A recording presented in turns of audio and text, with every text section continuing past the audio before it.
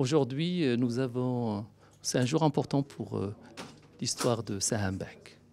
Après la cession et après le rachat par le groupe Saham de la banque en décembre 2024, et après plusieurs mois de travaux, aujourd'hui, nous avons le plaisir de pouvoir présenter notre nouvelle vision, notre nouvelle ambition, et qui définit notre identité, notre raison d'être, nos valeurs, autour de quelque chose de 3 piliers majeurs, 3 à 4 piliers majeurs que je souhaite partager avec vous. Le premier pilier, c'est de préserver, consolider, renforcer ce qui a fait la force de notre banque pendant plus de 110 ans.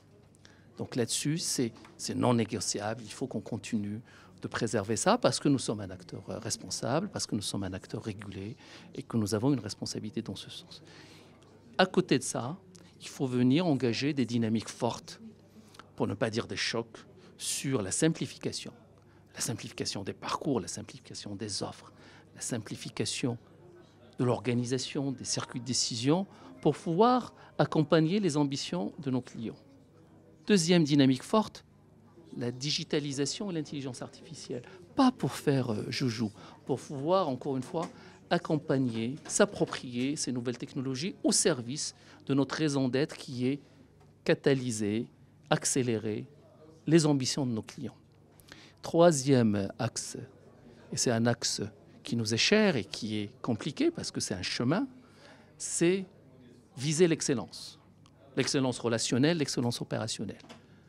Comme un chemin, encore une fois, comme un état d'esprit, comme un moyen de pouvoir construire ensemble, de se remettre en cause, de construire ensemble avec nos clients des solutions financières qui leur permettent d'être au meilleur standard et qui leur permettent d'améliorer leur compétitivité dans un monde extrêmement concurrentiel. Et c'est ça notre rôle. Le digital, c'est une évidence, c'est une exigence, c'est une mouvance globale. Elle répond d'abord à des besoins clients. Les clients aujourd'hui ont des besoins très forts en termes d'expérience digitale. Ils veulent vivre le digital dans leur vie au quotidien, ils veulent le vivre aussi avec leur banque. Et la transformation, l'accélération, les besoins sont tellement importants que nous devons être en veille permanente pour à la fois répondre aux besoins de nos clients, mais dans certains cas aussi les anticiper. Les anticiper en termes de parcours, en termes de simplicité, en termes de capacité à répondre à des parcours de vie. Ce n'est pas simple parce que c'est un exercice de refonte et de réexamen permanent, mais c'est aussi un exercice très intéressant qui nous rapproche davantage de nos clients, qui nous permet aussi, sur un sujet particulier, de pouvoir dire au Maroc on peut atteindre les standards internationaux grâce à la jeunesse de notre pays, grâce aux talents de ce pays-là, grâce à toutes les capacités digitales qu'on peut déployer.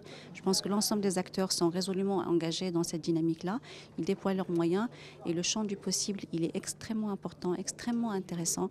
Nous espérons à travers cet outil-là, qui est le digital, parce qu'il faut considérer comme un outil mais pas comme une finalité, l'utiliser comme un moyen d'accélération, un moyen d'amélioration d'une expérience et la capacité d'atteindre cette excellence qui est finalement attendue par nos clients.